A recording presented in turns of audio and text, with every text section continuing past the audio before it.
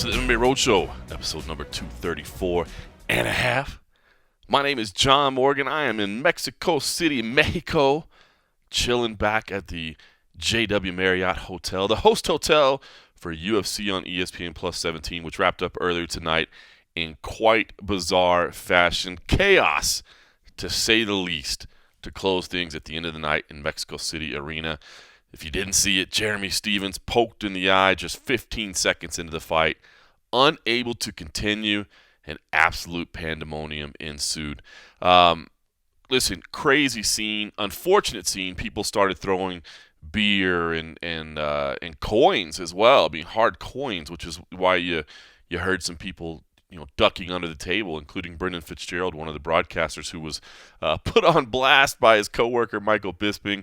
But it was definitely chaotic. I mean, I think there were some concerns for safety. I mean, you could certainly feel the tension building as Stephens was having trouble getting his eye open, and fortunately, a very, very alert security team, they sensed it as well. Kenny Gabriel, who's actually the head of security in there tonight, he was escorting. You saw him. He's actually, his photos are up on the old MMA Junkie right now, where you can see he was kind of leading the charge of getting Jeremy Stephens out of the cage. And it's funny, I saw him earlier, and he's still got his suit on, but he just smells like beer. He was absolutely dumped with beer, man, just covered. So he smelled of it. It was pretty crazy. But they got him out of there. And listen, the frustration of a main event ending in 15 seconds. I mean, the UFC has been gone for 2 years. They come back. Listen, let's call it like it is. The economy here isn't exactly fantastic, right? People have to make some sacrifices to make their entertainment choices. UFC tickets are not cheap. And they want to see their guy, Yair. And to have the fight taken away in 15 seconds, I understand the frustration. That said, it certainly does not justify throwing beer, much less coins, which can seriously injure somebody, at Jeremy Stephens or at anybody else. I think Rodrigo Del Campo, good friend Rodrigo Del Campo of Indiscutido.com, who, of course, if you heard the show earlier in the week, helped preview everything.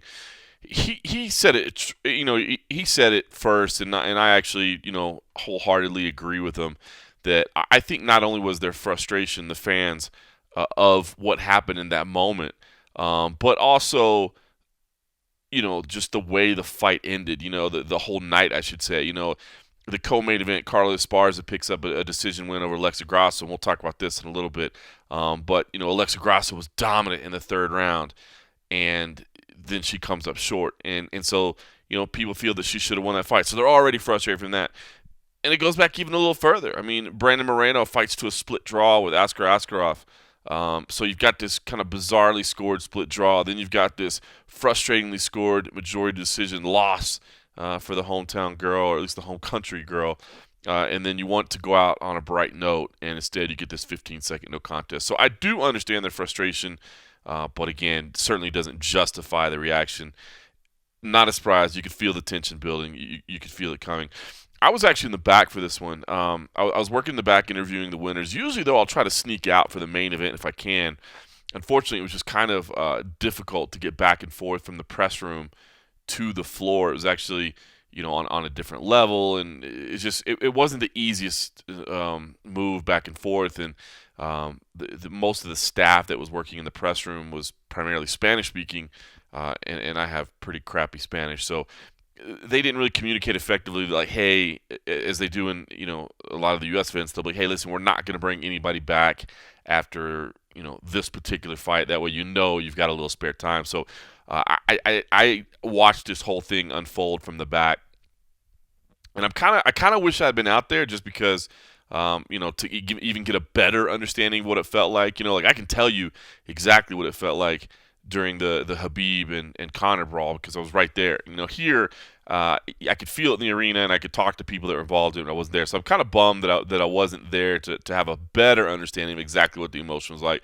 But I will say, I was actually told by a fellow journalist that the first beer landed basically right where my seat was, and I had been sitting for the first fight of the night, which I am so happy because I've already got one computer that's broken that I just found out the other day is going to cost $1,400 to repair, unless I'm just going to scrap it and buy a new one.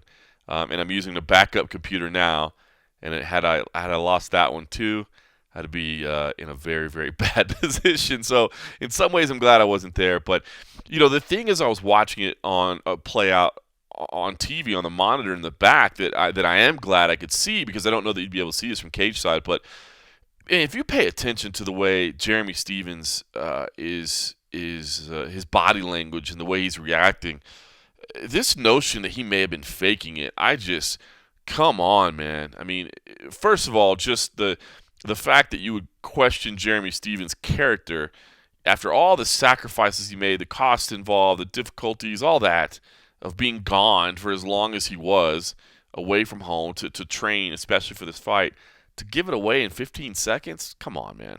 Come on. And I get it. Like, the eye poke didn't necessarily look especially egregious, but the thing that stood out to me is that, the eye would not open. And as you're watching it, and you could see it pretty clearly that, if you're trying to hold your eye closed, like you're just trying to say, I can't open it, like, you're going to have to squint a little bit to do that. I don't know anybody that would have the strength of eyelid control to keep it closed the way he did. And even as the doctors came and looked, you could see that there was some kind of muscle tensing there that we don't normally have control over as human beings. So I don't think he was faking it whatsoever at all. To me, again, it's not just a character decision. It's just looking at the way the eye was reacting. It was staying closed, and he couldn't open it. And kudos to Herb Dean for trying to give him as much time as possible and trying not to mess with the eye more than he had to. He's trying to tell the doctors, I don't necessarily think understood him completely, but they're saying, hey, let's give him some time. Let's let it rest a little bit. Let's see if it goes away, and it just didn't. And it's just damn unfortunate that it happened. It really is unfortunate, because I think it was going to be a fun fight. We were all excited for it. And it just looks like a freak type injury to me, man. And hopefully everything's okay. It sounds like, from the quick video that Jeremy did at the hospital, that he wants to run it back, and he said he'll do it in a couple weeks. So it doesn't sound like he's overly scared about there being any kind of permanent damage, but that's something that can certainly happen. So I think this was just terrible. And I wish it hadn't happened. I understand the frustration of the fans. I wish they hadn't reacted the way they did. And I do say I do like the idea of running it back. I don't think there's a lot of other fights for either one of those guys that really necessarily makes absolute sense as, like, I have to see it right now. So I kind of like the idea of running it back. And now you got more of a story to sell. You got more of a real rivalry, whereas before Yair was saying he didn't even really want to fight Jeremy Stephens. Even now he's saying he doesn't know that he does or not. But I think they should run it back. Now let's talk about Yair's reaction. Yair went absolutely nuts for a second. Even yelling and cursing at Michael Bisping, who was just trying to interview him. Now his team pulled him aside and he calmed down real quick. I will say some of the journalists that I was working with this evening, and I can't verify this at all, but they said that they were told that something was yelled at Yair from outside the cage, and that's part of the reason it set him off. I don't know if I'm not saying that's not true, but it did seem like he was starting to get angry already when the fight was waved off, and then it did seem like something happened that set him off. I asked him about it, and he didn't really bite on it, so I don't know if he just doesn't want to stoke the flames anymore or stir the rivalry anymore. But yeah, unfortunate reaction. Kudos to him for pulling it together quickly and doing the interview, because I thought he was going to storm out of the cage. He yelled at Bisping and made it clear he didn't want to do an interview. He did pull himself together and do an interview. He also came back and talked to us in the back. He talked in Spanish first. During the Spanish portion of the scrum, he actually held up his hands and showed his fingernails to show that, hey, man, my fingernails are not long. Because, again, the way the finger went, it looked like maybe it was more some kind of maybe a scrape by the end of it than it was an actual, real poke. But, I don't think there was anything dirty intended by Yair. And, hopefully he doesn't think that's what's being said. But, he did make it clear. Look, this was not done with malice, and it certainly I don't think that I did it on purpose. He did kind of suggest. I mean, he had calmed down and he was saying the right things, but he did kind of suggest that maybe Jeremy was faking it. Not outright accusing him, but just saying, listen, if he was, if this is if this is him faking, he's got to live with that the rest of his life, and he's the only one that knows whether or not he was actually faking it. I get it. Look, I think Yair was still a little bit frustrated at that point. He had calmed down and was saying the right things, but I just don't think Jeremy Stevens was faking it. And I, I mean, I just can't stress enough. Again, I'm no medical expert, but to me, the way that I was reacting, the way that eyelid was impacted, and not necessarily moving or what have you, to me, it just didn't look natural. So, very, very unfortunate circumstances.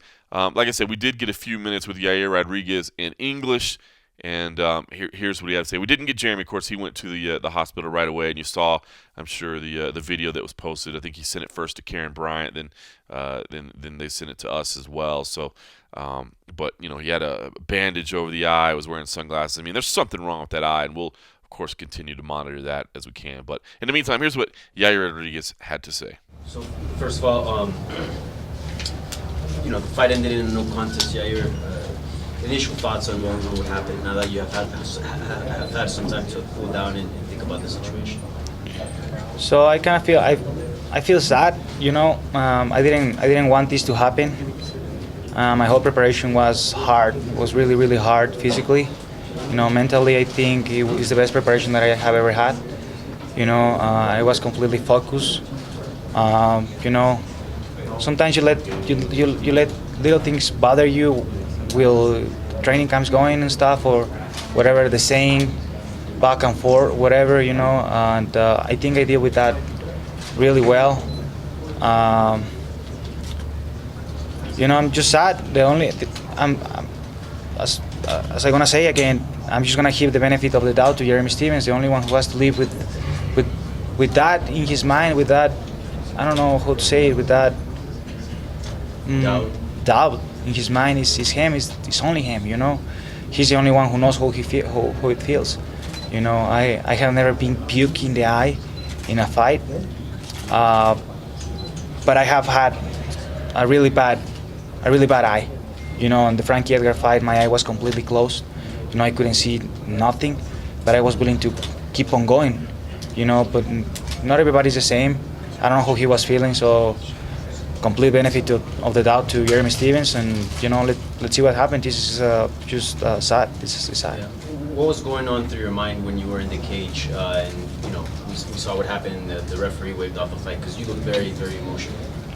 Yeah, I just wanted to show people that I wanted to jump in the cage, and let people know that I was there for them, that I was ready to fight, that I feel like a winner no matter what. And I kind of lose it a little, well, a lot. Yeah, so yeah, just that, that it was a lot of talking and stuff, and I really wanted to fight. That's it, I really wanted to fight. The only thing that I could, it was not the back and forth, just Jeremy Stevens saying stuff to me, because I'm telling you, I kind of blocked that. I kind of blocked it. I didn't care. But just seeing my family well dressed, just seeing my friends, everybody spent a lot of money and a lot of time coming here, and everybody, all my team, everybody had babies, and we were like a lot of time out of their houses, in a place there is an amazing place to be, but it's also hard. It's also hard just by the fact of sleeping there and being there. Even though it was my best training camp, it was hard for all of us at the same time. So that was it. All of that was going to my head. I really wanted to fight. That's it. So yeah, was there anything that happened? Like, was something said? Did somebody yell at you, or because obviously the emotion is understandable, frustration, but it looked like you got really, really mad for a second. And did somebody say something to you, or what set you off? No, just the thinking of because I looked to my family and I looked to my friends, and they were like, hey, come on, nothing happens and stuff, and I'm like, fuck, man, no, yes, something's happening. Come on, guys. Like, this is something. It was something big, you know, and just the way that he finished was, you know, I didn't like it, but you know, I pray a lot.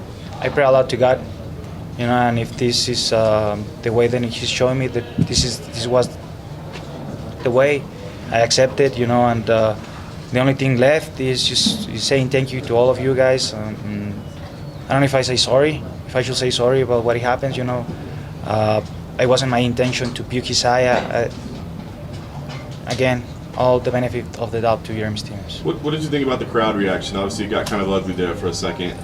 It was incredible. It was incredible. You know, it was a lot of pressure on Jeremy. A lot. You know, everybody turned back. They turned on him. You know, people wanted a war. I was ready to give them a war, and it didn't happen. What do you want to do now? I mean, I gotta think you got to be in great shape. I'm sure you're fine. So what do you want to do now after this? Just keep on doing my thing, you know. Keep on training, keep on fighting, keep on being focused, as am I right now. And you know, just talk to my team, talk to the UFC, talk to my management team, and see what are we dealing with after, and just move on this. Like, do you want to book something quickly so you don't wait? I don't want to say like waste the training camp, but you know what I mean. Like, yeah. Do you feel like you need to get something so that you can stay in shape? Yes, I just have to talk to the UFC and see. You know, I didn't have enough time to talk to Sean Shelby or Dana or whatever, you know, and I cannot say anything about it, you know. I just want to wait, and as soon as I have a response for that, I'll talk to you guys. And this was a bit of a heated build-up, and people were really looking forward to this fight. Would you be open to rescheduling that fight with Jeremy? Or because I know you also, in the lead-up to this, we spoke, and you weren't too happy about his position. So would you be interested in fighting Jeremy? Or yeah, that's something that I wanted to say to you. You know, Jeremy Stevens wasn't the first on my mind to fight because he's behind me on the rankings, and because he's really tough. You know, he's really tough. He's a really tough guy. And but basically, use the number, you know, that is behind me on the rankings. I was looking for something else. I openly say it since before this happened. And right now, I don't know. I'm just gonna wait and talk to the UFC again, see what they're thinking, and just move on. You know, I cannot say anything. You know, I won't like that one at the end of my record, but whatever. All right, so Yair Rodriguez there still, I think, kind of sorting through his emotions at the time. I don't know that anything he says right there you can necessarily hold him to. You know, and the one thing that I thought was rough to hear was him saying that the reaction of the crowd was incredible. I'll chalk that one up to a language difference as well. I mean, he speaks English very well, but I don't know, man. I don't buy that he thought the reaction of the crowd was incredible. I mean, if you're saying incredible in terms of like abnormal, like yeah, it was crazy to see or what have you, but I don't know, like the way he answered that question almost made me seem like it was like signing off on the crowd, and I guess I didn't really expect him when I asked him the question. I didn't really expect him to just slam the crowd, but it would have been nice to say something to say that, you know, hey, I wish everybody hadn't reacted that way. I appreciate the support. What have you. We didn't have any UFC officials tonight. You know, UFC President Dana White wasn't here. VP of International Dave Shaw wasn't here. So we didn't get any scrums with UFC officials afterwards. It would have been interesting to get their take on what they thought. I mean, I can't imagine anybody would say it was good. Whether or not it impacts their desire to want to come back here. You know, a lot of the Mexican journalists, I think, were really concerned that, like, oh my God, the UFC's not going to come back now. I don't think that's the case. I don't believe that, you know, this incident, while unfortunate and ugly, you know, I don't think it's a situation where now people are going to say, well, that market is just not viable for us. I mean, they're building a performance institute here in Mexico City, so they're investing in the market. You know, they've got the new TV deal in place with Fox, actually, which was funny to see all the Fox Sports logos out there this weekend. But I can't see them not coming back because of this, but I'm sure they'll definitely take more security precautions and that sort of thing moving forward. So just very, very unfortunate. And yeah, like I said, to be honest, I'd kind of like to see him run it back. All right, the co-main event ended up being the fight of the night. Carla Esparza picked up a hard-fought win over Alexa Grasso. The crowd absolutely did not like this decision whatsoever. I mean, the boos were incredibly loud. Everyone in unison not happy at this majority decision. 28-28 draw, as well as 29-28 two times for Carla Esparza. A good fight, where I think Carla Esparza once again looked good. You know, she had suffered some losses and she looked good. I think she looks rejuvenated. I think there was a lot of people that thought, myself included at times, that maybe that she was on the downside of her career. But I think her striking is looking better. And I think that, of course, her wrestling is always there, and she's putting it all together. And I thought she looked really, really good here. But same thing for Alexa Grasso. She looked phenomenal as well. She had some great moments, especially, of course, the third round, nearly ending the fight with an armbar. I mean, had the arm tweaked bad, and just Carla refused to tap, but had also wobbled Carla on the feet a little bit too. So, very, very, very good fight and a deserving fight of the night candidate. Now, of course, the crowd is going to boo because it's their hometown, home country girl. They're cheering on the Mexican. We said it. There were 7 Mexicans on the card going in. The final 7 fights all featured Mexicans. Of course, everybody's going to cheer for their own. It was Mexico versus the world. I get that. This one also had the added. There's like a twofold thing to losing decisions where I see people get most mad. I feel like, number one, the first 2 rounds were good rounds. They were competitive rounds, but neither fighter was close to finishing the other one. In the third round, yes, Alexa Grasso was very close to finishing Carla Esparza on 2 different occasions, both in the striking and the grappling department. That was clear. And maybe if this was pride style scoring, the old school where you score the entirety of the fight as one, yeah, maybe you probably end up giving that to Alexa Grasso. But that's not the way we do it here. We do round by round. And so the 2 things that I feel like most upset, crowds basically, is when one fighter is closer to finishing the other and loses the decision.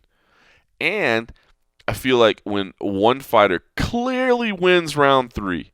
So, you're exiting the cage, I shouldn't say exiting the cage, but, the contest ends and the momentum is clearly in one person's favor, but then the decision goes the other way. That's when people, I think, get upset a lot too, because you're like, wow, come on, man, look how they finished the fight. Again, we know that's not how fights are scored. They're scored round by round. So with all that said, I don't have a ton of problems with giving rounds 1 and 2 to Carla Esparza and round 3 to Alexa Grasso. So as far as selecting the round winners, I'm pretty much okay. Round 1, razor close, and Alexa Grasso said that she thought her team, they thought they won that, and I get it. Round 1 started with Alexa Grasso. Alexa Grasso was successful on the feet. She was doing what she does well. I mean, that striking that her and her teammate Irene Aldana both have. I mean, it's fun to watch, man. They're 2 of the most crisp boxers in the women's divisions. And Alexa had some success. But I will say, I thought as the round wore on, Carla started to shore it up a little bit. She started to bring it back. And I thought she had several good, successful moments of her own. So I had really no problem. And then she did get 2 takedowns. She had one takedown a little bit early and then a late head and arm throw.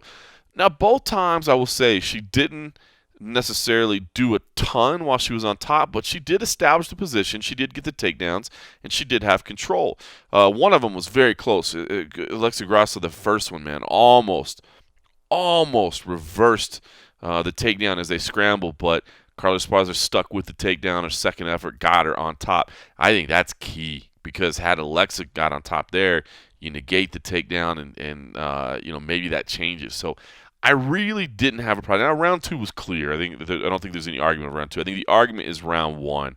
But I got to say, I'm okay with that going to Carla Esparza. So I'm okay with giving Carla Esparza round 1 and 2. I think, to be honest with you, I think the draw card was the right card. I think that third round was probably a 10-8. I mean, man, just wobbled her on the feet. nearly finished. I mean, were it not for Carla Esparza's incredible durability, would have been finished there, and wasn't. So to be honest with you, I believe that would be the card of a Brian Pucillo. I believe. I hope I'm saying that name right. I'm not really familiar with that judge, to be all that honest. He was the one that had it 28-28, giving a 10-8 in round 3. Doug Crosby and Rick Winter both had 29-28. So again, they all three agreed on the rounds. Rounds 1 and 2 to Carla Esparza. Round 3 to Alexa Grasso. It was that 10-8. I'm okay with people arguing that maybe Alexa won round 1, but I just don't believe she did. I just don't believe she did. But I do think the draw was the right call here. So I don't see this as a robbery. I don't. And I understand why the crowd would, and I get it. I totally get it. But what I guess the only good thing about it is I do feel like it's one of those fights where neither one of these fighters sees their stock fall. It was a great performance by Grasso. She continues to improve. This is against a former champion that she had a lot of respect and admiration for. As Rodrigo Del Campo told us earlier this week, Alexa saw Carla under the Invicta banner, and had respect for her there. So I mean, this was a big moment in both their careers, and as far as proving where they belong. And I don't think either one of them takes a hit to their reputation. I think this was a phenomenal fight. Personally, I would have gone with a draw. I think that would have been the right call for me. But, man, kudos to Carla Esparza for her guts, man. Gutting out that third and final round. Hurt, arm extended. Not a good position to be in. Man, she deserves a lot of credit. So she came in and talked to us, and she laid it out there, the way she felt, what she went through. And she broke a little news as far as the crowd's reaction to her after the fight. I'll let her tell it. Perhaps not terribly surprising, given what happened after the main event. But I thought this was I thought there was one really, really unfortunate piece of this, and we'll let her tell herself. This is Carla Esparza. Physically, can you tell us how you're feeling right now? I mean, that was a pretty crazy battle. Yeah, no, it was a really back and forth battle. That third round, she definitely got the better of me. That was a rough one for sure. I'm so glad I was able to pull through. My elbow is a little bit sore right now, and a little banged up, but overall, I'm stoked with the win. I was going to ask, clearly you were wobbled, but the arm was the part that looked really, really bad. Like, how bad was that? Do you think there's any damage to it? It was definitely sunk in. I was feeling it. It was hurting, in between. But, it's one of those things when you've been fighting for so long, you just got to, push through. And you never know when something's going to loosen up an inch or you're still going to have that chance. So I just kept that mentality, you just push through and, get this win. And fortunately, that's what happened. How did you and your corner have it scored? Did you think you were going to walk away with the win or maybe a draw? Or what did you think? Well, definitely, I felt that I won the first 2 rounds, and I felt that she dominated the third. But when you're in someone else's hometown, you kind of never know how it's going to go with the judges, and I'm just really happy that it went my way. The crowd reaction had to be a little bummy, right? I mean, it was a phenomenal fight. Of course, they're going to be cheering for their hometown girl, right? But did that hurt the feelings at all, or what did that feel like? My corazón. Yes, that hurt my heart. It's just unfortunate. And I understand the Mexican fans are so passionate and they really stand behind their fighters. And I've definitely fought in a lot of people's hometowns, but definitely this was the most passionate crowd I've ever been in front of. The sad thing was, that there were a couple of bad seeds in the crowd. I was walking out and someone poured beer on me, and it made me really sad because people win and lose, but you can't control the judges, and I felt that I fairly won the fight, and it was just really sad for me. And how's your arm? Because you don't have a brace or anything. Is it okay? Because in the screen it looked like it was going somewhere. It definitely hurts. I don't think I'm gonna be throwing punches for a couple weeks, but fortunately it's not crazy and it's still functional, so that's good. I think a lot of fighters would have tapped to that arm bar. Getting the win, is it obviously it's worth it, right? Going through that and knowing that you got the victory? Oh, 100%. I mean, that's why I'm here. That's why I put so much into this camp is, not to just give up when things get hard. And she had a very good armbar. I think everybody kind of saw my elbow kind of go like the other way. But, like I said, I was just fortunate that I was able to push through that and spin out. And where would you rank this fight among your other fights in your career? Because obviously you're very experienced, but this was pretty epic. The crowd was going wild. Yeah, definitely. The whole fight was, really crazy. I would say that third round was one of the toughest rounds of my career for sure. She definitely brought it that last one. I think she knew that she was possibly down 2 rounds and she had to give it everything she had. And we spoke how this was the first time you were in a headlining spot. Since your title fight, how was that like? Did you enjoy being in the spotlight? Definitely. I mean, it's amazing for me as a fighter. It's so cool. Just to be on that level, and because I worked so hard. I'm in this sport so long, just to get that recognition is awesome. And every time I see females headlining cards, I get a little bit this is awesome. And 2 Hispanic females, even better. Carla, they keep pushing you against the new blood of the division, the fight against Calvillo. You got the losing streak, but you came back against Virna Jandirova, you came back against Alexa Grasso. What's the secret? Because it's been so many years at the top. It's just hard to stay at the top so many years. Yes, definitely. In February will be my 10 years of fighting professionally. I've been fighting the number 1 and top 5 top-ranked fighters since my first year, and to me, it's just constantly maintaining that work ethic, maintaining that drive to constantly want to be the best. I'm the old lady in the crowd now, so I think it's that's not going to be a new story for me. I'm going to keep getting these up and comers because there's constantly new fresh faces in the division. All right, so having a beard dumped on her is frustrating. Pretty unacceptable, man. I hate to hear that. Carla Esparza went in there and fought her ass off, and man, like I said, I went with the draw, but I don't think this is a robbery. And again, I do think Alexa Grasso gets a lot of credit here as well. So the final part of this kind of frustrating end to the night for the Mexican fans that we said that may have played some role in what actually occurred with the blow up after Rodriguez and Stevens. Askar Askarov and Brandon Moreno fight to a split draw, 28-28, and then one judge had it 29-28 Askarov, and another judge has it 30-27 Moreno. Now, those cards are nuts because I'll be honest, if I think that Moreno had an issue here, a valid concern here. He said he thought he won rounds 1 and 3. Now, round 3, incredibly clear, right? No question about that.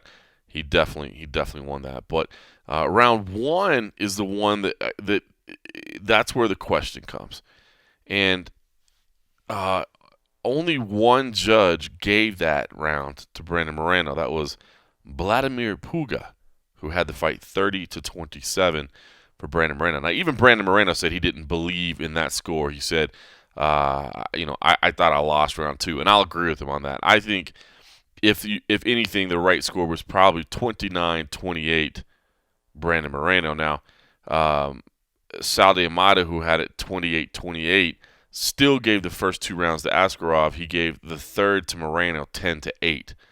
Meanwhile, Junichiro Kamijo,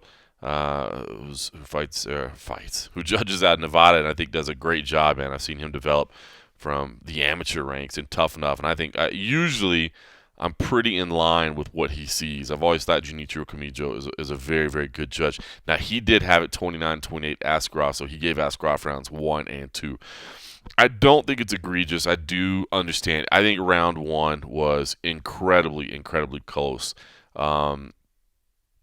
But I think Moreno had a case for it, and I think if I was judging it myself, I probably would have given him round 1, and then again, I think round 2 was clear to Askarov, round 3 was cleared to Moreno. So there you go. You go 29-28 Brandon Moreno. So I understand his frustration. I like Askarov. I do. I think there's a lot of talent there. I think that kid's going to be around. I mean, he came in with an undefeated record for a reason. He's very, very talented, but I thought Brandon Moreno fought a very, very good fight. Proved that he never should have been out of the UFC. Proved that he belongs there. And yeah, I thought this was a bit unfortunate. Especially when you just have 3 different scorecards. It's like, come on, man. They're 30-27 in a split decision. It's frustrating, and it goes back to what we talked about earlier. The closest finish was Brandon Moreno nearly finishing the fight in the third with the rear naked choke. And I say nearly finishing the fight. I mean, Askarov didn't look, absolutely uncomfortable. It definitely wasn't a good position to be in, but he looked like he was still feeling things okay. He was able to defend the choke very, very well. Showed great choke defense. It was a good performance by Askarov. I think he is going to be somebody to watch, but I think Brandon Moreno is somebody to watch. Still a young kid. Just all fun, as we said in the build-up early. A lot of attention placed on him in the week, so it was just a kind of a bizarre result. I thought it was funny. If you notice, Joe Martinez comes in and Joe's like, "Let's give everybody a hand for a great fight," and Dan Miragliotta, who's the referee, raises both of their hands just in credit. And Askarov, who A, doesn't speak English or Spanish, and B, is deaf, has no idea what's being said. And so he thinks like, they raised both of our hands. Like, damn, it's a draw. But they hadn't even announced the draw yet. So I thought that was kind of a funny moment. Like, he thinks it's already a draw, then they bring it back and it actually is a draw. So I think it would have been even more difficult for him had he lost. To think for a minute he had a draw and then find out he lost. But anyway, just a funny little quirky moment there, I thought. Again, difficult. We didn't get to speak to Askarov at all this week, and they didn't even have quotes from him at the end. They did bring Brandon Moreno back to talk to us, but again, as we mentioned earlier this week, understandable. They didn't have a Russian to Spanish to English. And then again, I'm not even sure if he speaks completely or something. He didn't seem to be signing with his team, but again, he is deaf. I think he has some partial hearing, but he's still considered legally deaf. So I don't know. Interesting. The guy definitely has skills, but again, didn't get to see him in person at all, other than in the cage. I always like to kind of size up people and see how they look up close in the division, whether they think they're going to be a physical power there, and then of course get to speak to him as well. And it just didn't happen. But I kind of feel I feel the frustration on this one a little bit more than I did on the Esparza Grasso one. So, all right, Irene Aldana picked up a dominant decision win over Vanessa Melo. Vanessa Melo stepped in on very, very short notice. Tough assignment, man. She missed weight. Irene Aldana is difficult. And you're fighting in Mexico as well, which is tough. I will say this. Melo showed she is tough because Aldana was trying to put her away and was doing some damage, but just couldn't quite get the finish. But still, an impressive performance by Irene Aldana, who afterwards made it clear, like, she was happy. Again, I talked earlier about Grasso's English. Aldana's English is very, very good as well, man. They've really, really improved. She wants a fight with Raquel Pennington. She wants a rematch with Raquel Pennington. Of course, she lost that split decision in July. But there were some things going on behind the scenes, and Aldana believes, look, I'm a better fighter, and I should have been able to win that fight. Wants the rematch, not going to get it right away. Raquel Pennington, of course, is booked to fight later this year, but she also said that she wouldn't mind taking Marion Renault again, who Marion Renault was supposed to be in that fight and had to withdraw. Was having vertigo and some issues that she's dealing with right now. I think she's trying to get worked out. So Aldana said she would entertain that as well. But just a great result for Aldana. She looked fantastic, man. When she is on point, she's very similar to Grasso. Very, very, very, very fun to watch. Steven Ocho Peterson kicked off the main card with a spinning back fist knockout of Martin Bravo, man. Devastating finish here. They both kind of spinned almost simultaneously, but it was Steven Ocho Peterson who landed clean. Man, just nuts. I mean, look, Steven Peterson is a fun fighter who's always in a fun fight, man. He's always going into their battle. But he lost the first round. No question about it. He told me earlier in the week, like, hey, man, the big thing here is, I got to get hit less and that sort of thing. It's like, didn't work. Did not work. He still got hit, but it doesn't matter. He dug deep. He seems to like those kind of fights. And sure enough, man, he delivered. Beautiful technique, beautiful counter, and devastating result. Now, Steven rightfully got some online criticism, even criticism in our own chat room internally at MMA Junkie for going and throwing a couple extra punches to a clearly unconscious Martin Bravo. Now, no different than Jorge Masvidal with the extra shots against Ben Askren that he said were super necessary, saying, I thought he might get back up. No, he's obviously not getting back up. And Steven Peterson apologized for that. He right away, I mean, even without being prompted in the scrum, he basically said, look, I'm proud of what I did. I am sorry for that. I should not have done that. Heat of the moment, I didn't know if he might get back up, and it is true. They do tell you keep going until the ref pulls you off, and he had not been pulled off yet. But he admitted he didn't feel good about it. He said it was wrong, and, and it was. I mean, again, it technically, letter of the law, no. You just keep going until they pull you off. But to his credit, he did say, I'm sorry. I should not have done that. And, of course, we asked him about potentially winning the bonus. He did end up winning Performance of the Night. We asked him about it afterwards. And, hey, kind of assuming you're going to get one here. And are you spending it in your head yet? And he said, nah, listen, man, I'm trying to be smart with my money. I'm doing this. I'm not flashy. I'm doing this for a reason. And that is to take care of my family. I'll invest this and wisely. So, a good dude, man. Obviously, fighting out of Dallas, I've always got love for my Texas boys. Always going to have a little support. But this was a fantastic finish from Steven Peterson. So, entertaining card, but certainly had its share of chaos, including the way it ended in the main event. Now, one other highlight of the main card happened backstage.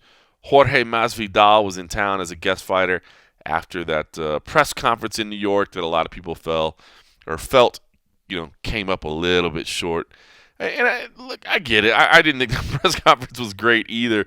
I mean, I think you always knew that Masvidal and Diaz, they're not big talkers. They're not going to sit there and talk a lot of trash back and forth to each other. I mean, they've all had some great lines over the years, but normally it's prompted by somebody else's trash talk. So, it fell a little flat. And again, the other thing was it was last minute. It was last minute. And so the media that was on hand, I don't know, it wasn't the usual suspects, I guess. It was kind of hard to get a team together for everybody. So it did come up a little short. So we got a chance to talk to him and was fired up, except for one thing. Since we're in Mexico, Masvidal only wanted to speak Spanish. So I want to play you what happened. He basically, and I will give him this because he could have stuck to his guns and been a little meaner about it. But right away he's like, I only want to speak Spanish, and you'll hear me rattle off what little tiny Spanish I do have, and then proceed to just go ahead and ask him a question in English anyway. To his credit, I appreciate the fact that he did answer the questions in English. Now, once that got done, right away, Danny Segura was next from MMA Fighting. He started asking questions after me, and right away, Jorge busted his balls too. He was like, hey, you speak Spanish. Now, to his credit, Danny Segura speaks a lot better Spanish than I do, so he just shifted over right away. I knew that if it was only Spanish, I wouldn't get much. So I got a little bit of English. So we got a couple little quotes here. So we'll get a little bit of Masvidal, the rest of it in Spanish. I did send it over to my wife, and she translated it. So we do have those quotes. We just don't have the nice audio to use. But we'll have a piece up on that on Sunday, I'm sure. So anyway, here is the little bit of time that Jorge Masvidal was willing to speak English. ¿Qué onda, güeyes? ¿Está prendido? Boy, first the Scarface suit, now this get up, man. The style has been strong this week. ¿Habla español, amigo? Solo un poco. Ok, entonces habla gringo. Vamos. Por favor, un poco inglés primero. No, estás en México. Respeta, habla español, mi hermano. You got to see Nate Diaz for the first time and kind of size him up. I mean, what were your impressions from that press conference? I mean, I've seen Nate before. We ran into each other here and there. We've both been in the sport for a long ass time, so I've seen him at a couple spots. My impressions were, let's go, man. Let's fucking fight, man. And I think he thinks much like me. You know, I got to do these press conferences. I got to do these things to make the money, put it in my pocket. But at the end of the day, I want to just fight, man. That's what I want to fucking do. That's what I signed up for. You know, that's what I love to do. You know, the face-off, you usually kind of keep your hands behind your back, stay cool like that. But, I mean, are you trying to glean anything or send a message with your body language or your eyes? I mean, is there anything that happens in that stare down? Of course, there's a million things that happen in that stare down. A million and one things. My mind processes things at such a fucking fast rate when it comes to those moments, you know. The information that I do get, though, is for myself. I can't tell you or nobody, you know. Fair enough. Did Dana show you the design of the belt yet? Have you seen what it's going to look like? No. I have no idea. They've kept it secret from me and for Nate. I have nothing. I know nothing of the belt, you know. We do know that The Rock's going to put it on the winner, though. What's your thoughts on knowing that that's confirmed now? Oh, it's confirmed. That's fucking awesome, man. Rock's a bad motherfucker his damn self, so that's a pretty cool thing, man. Last thing for me, I know you guys both have respect for each other, but when he kind of wanted to put this together, he said, yeah, y'all are both gangsters, but you're not a West Coast gangster. What do you take from him saying that? Damn right I'm not a West Coast gangster. I'm fuck right, man. I'm from Miami, Florida. That's in the South. That's as South as you could go. I was raised by Spics, by the Latin community, and that's what I am. I'm a Latin motherfucking thugged out motherfucker goon from Miami, Florida. That's what I am. Is it nice to sort of have a build-up where... More English? You don't speak Spanish either? No, español, mi hermano. Estás en México? No mames, güey. All right, so there you go. Jorge Masvidal, he went on to speak, as we said, in Spanish quite a bit. My wife did transcribe it for me earlier, so thank you to her. She translated it, and not a ton of new stuff as far as the Spanish. Just saying how, listen, man, this fight's a great fight. It's two guys that don't talk, but we're going to show the world that you don't have to talk. Kind of the theme of the fight or whatever. Did throw a lot of shade at Kamaru Usman. Said Usman didn't want the fight. Then he was willing to take the fight, but it was too late. Said he doesn't like Usman very much at all. Doesn't like his style. Too much wrestling, not enough striking. Said that even when the fight's on the floor and he's got a guy down, he won't strike enough. Kind of took some shots at Kamaru Usman again in Spanish. Did say Colby Covington's name was brought up. He did say, look, we're not friends. And then went on to say, look, nobody here knows him. I'm not going to make him famous talking about him. So definitely didn't take the chance to bury him like he could have, but made it clear he didn't want to talk about him at all. And then he just teased some moments. Said, look, we got big plans. Me and my manager, Abe Kaba, we got big plans. And we'll let him be known November 2nd, but I can't tease it until then. So first I got to go in and get this knockout. So anyway, it was great to have him as a guest fighter. If you didn't see the other day, by the way, we had they're all up on YouTube and they're up on MMA Junkie as well. But we also had Henry Cejudo, Brian Ortega, and Cain Velasquez, all as guest fighters as well. But we got to talk to them yesterday after the official weigh-ins Friday. There was a community event, so some good stuff from all of them. Obviously Cejudo was on fire. He's always got a little bit of cringe, but he was throwing out, basically saying that he doesn't, wants to fight at 135. He said he was 160 at the moment, and so he wants to fight at 135 first, even though Dana wants to fight flyweight. So there's talk there. Took a little shot at Aljamain Sterling. But also was kind of respectful to Joseph Benavidez and said, look, I know I got to do right by the flyweight. So there was that. Brian Ortega was there. Cain Velasquez admitting, he still wants to fight again, but if somebody will pay him enough to wrestle, he'll do that because he enjoys that. So had a good roster of guest fighters here. Listen, Jose Teco Quinones picked up a unanimous decision win over Carlos Joaquin. Quinones speaks absolutely no English whatsoever, and they didn't have a translator ready to go, so we didn't get to talk to him. Kyle Nelson had the big knockout of Marco Polo Reyes. Kyle Nelson, my goodness. We joked it with him the other day at the media day. I said, man, you're such a polite, Canadians are all so polite. How are you going to come in here and be the bad guy in Mexico? And he's like, listen, I'm not going to play a villain role, but he's like, I'll be the villain when I knock him out in the first round. And damn it if he didn't. Knocked him out in the first round.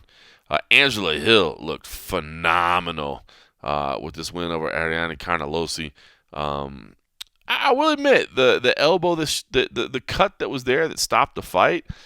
I don't know. It didn't look that bad to me. Maybe I'm wrong. It just didn't look awful. I mean, it was a bad position. It was a beautiful elbow.